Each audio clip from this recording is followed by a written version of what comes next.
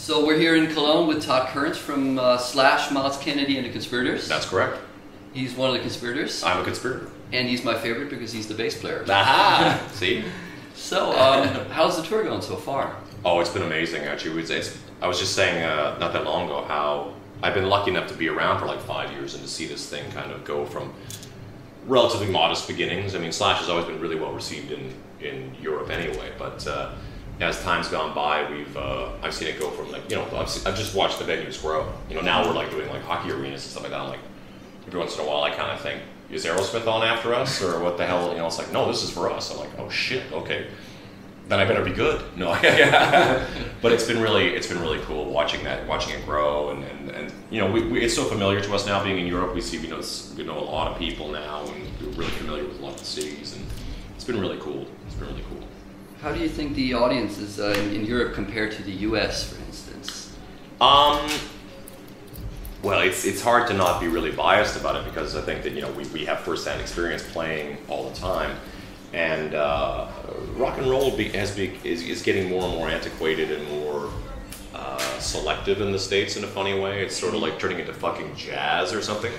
But I think, at the same time, the audiences are still really voracious and still really into it. It's just kind of like, we come over here and it's like hockey arenas, and we go to Asia, Australia, South America. It's all big, and then States can be a little smaller for us. But it's also, a European thing is just the audiences are a lot more sort of into it, animated and a lot more kind of excited, and you'll see it tonight. I mean, it's like it's crazy. So, I mean, that's why we're here all the time. We come to Europe a lot. I mean, Myles is here all the time. If he's not here with us, he's with Alterbridge. So, I understand why now. What would you say, since you're in the band with Slash? Maybe if you could pick out 2 or 3 major highlights. With Slash? Yeah, the shows. Right. Well, we've had a lot of really cool people get on stage with us. Alice Cooper, Rick Nielsen from Cheap Trick. Brad Whitford from Aerosmith. We've had a lot of really cool people get on. Lemmy, that was a big deal. Well, when I first joined the band, we in the first week I was in the band, we started rehearsing stuff for his solo album at the time. We were doing this award show. So Lemmy was at rehearsals, like, oh my God, and he's like one of my heroes. Dave Grohl played at that with Lemmy. They played Ace of Spades together. It was like just one of those crazy, it's like a lot of those experiences are just, for a guy like me who's such a fan of rock and roll and such a fan of music, it's just kind of always a sobering experience. But I mean, with Slash, it's like I said, it's been really amazing. Just being on stage in general, just watching it kind of grow and watching it change and watching it go from all the reaction being on, say, Sweet Child of Mine or like the older material to now watching the reaction be just as excited for the new material. So it's I mean, at a guy at his stage in his career, he could just kind of like go out and play the hits and phone it in. I mean, but he's just not that way. It's just like he's all about what we're doing now, what we're going to do tomorrow, what we're going to do in a year from now. So. And I'm, being a part of that, I'm very excited about that. So, you guys have a new record out. It's Yes. called World on Fire. That's the one. I saw you have a writing credit on one of the songs. Yeah. Actually. And I'm actually noodling around the beginning of The Dissident as well, playing a weird country song. Okay, so that was you too? Yeah. Okay. Yeah. So, I mean, like a lot of that comes from jamming in rehearsal spaces and then coming up with a part. The song Shadow Life that you're talking Second about song, right.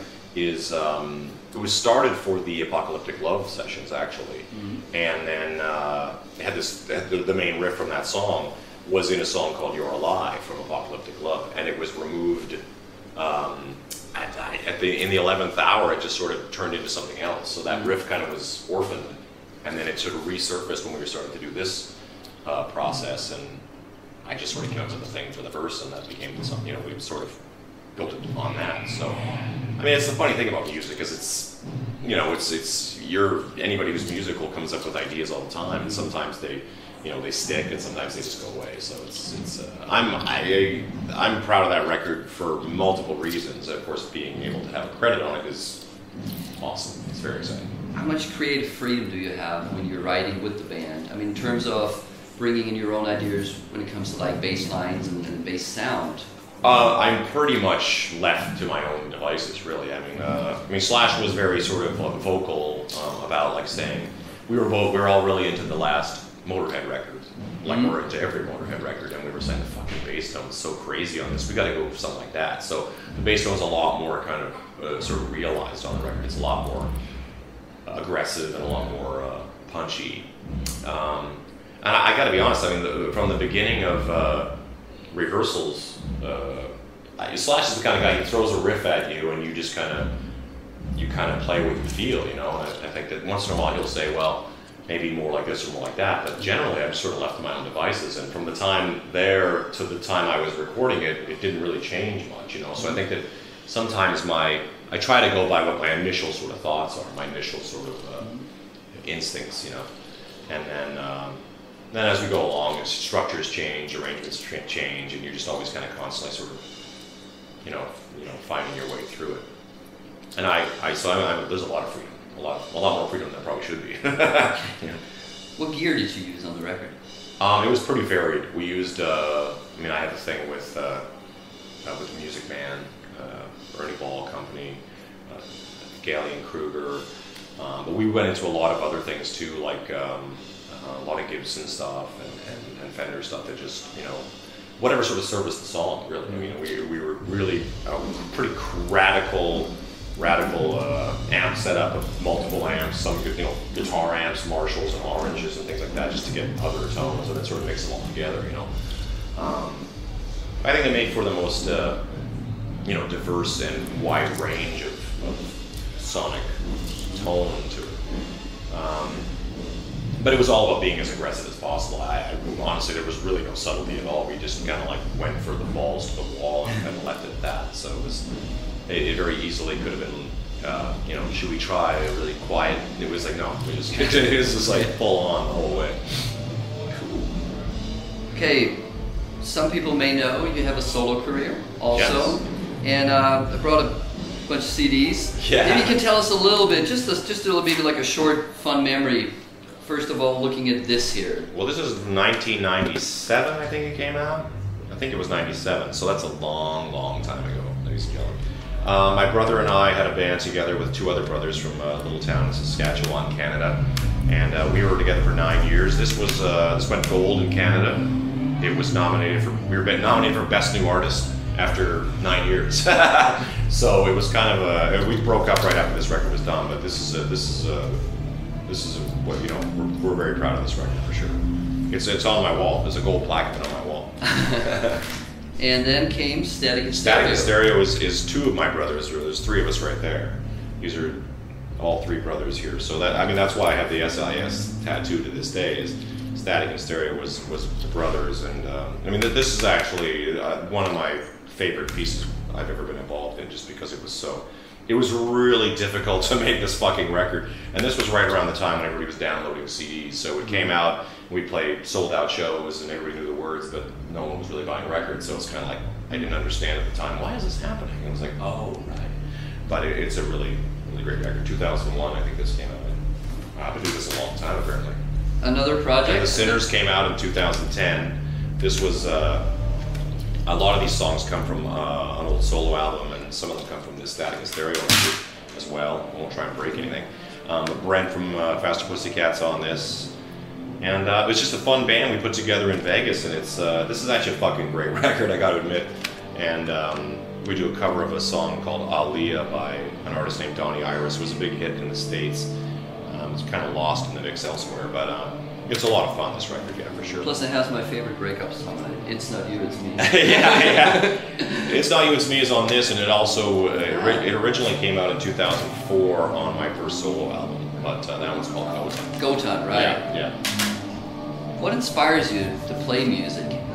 I don't know how to do anything else, to be honest. I just kind of, I was talking about that not that long ago, how if I get a flat tire, I'm completely useless. I'm like, or I'm in the kitchen and I'm like, my girlfriend kicks me out and I don't know what the hell I'm doing. It's kind of, so you just kind of become skilled, I guess is the word, at whatever you do, and that's all you do. I just never really had any other interests. It's almost a sad admission that all I like to do is, watch TV and movies and play music. So it really is sort of kind of all that matters to me in a funny way. You know, I mean, obviously I have family and I care a great deal for all of that, but when it comes down to what I like to do and what I want to do, it's always about music. It's always about rehearsing or writing or playing, you know, and it's like, I mean, as soon as I come off the road here, I got a show in Vancouver with my old solo band, and then I got an acoustic show in January, doing my own music, so it's kind of like I'm always constantly trying to do something to keep myself kind of sharp, you know, like a ninja. Because that would have been my other question. What do you do when you're not into anything that has to do with music? I fight crime. Okay. I fight crime in costume. Honestly, I really, when I'm not playing music, it's sort of like because we're out here in space doing this, when we go back to Earth, I have to kind of, you know, plug all my time in chasing family around, reacquainting myself, and then going back into outer space doing this thing. So most of my time away from the road is spent, you know, being a normal person, well, as normal as I can be.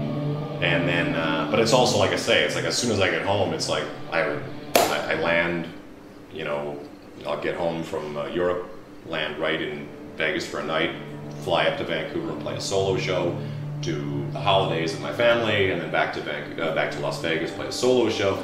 So it's always kind of something revolving around playing music. It's kind of, it's a good problem to have, I think. Okay. Yeah. If you look back at your career, or if you could go back in time, would you change anything?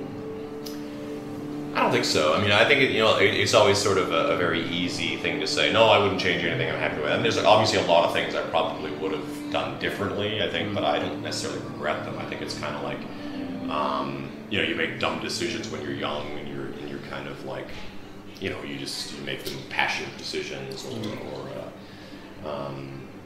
you know, I think that there certainly with a band like the Age of Electric, at the time we were young kids and we were stupid enough to let that thing break up when it was on the verge of, you know, becoming very successful. But again, I don't really regret it, because it was, you know, it was just kind of the way it went, and here I am now doing this, and I wouldn't be here now if it wasn't, you know, we wouldn't be talking right now if this wasn't hadn't gone the way it's gone. So, you know, I think that's kind of the cool thing about doing music. I've been knocked down many times, and my constant advice is just kind of like, hey man, you just keep doing what you do, so, you know, it eventually kind of play itself out. So you just kind of, you know, you just kind of be as good as you can at what you do, and you'll eventually kind of, something will happen. You know, that's the way I look at it. Cool. So, thank you for taking the time. Looking forward to seeing the show. Absolutely. It's going to be off the chain. Okay. Use the American vernacular. Thank you. Thank you.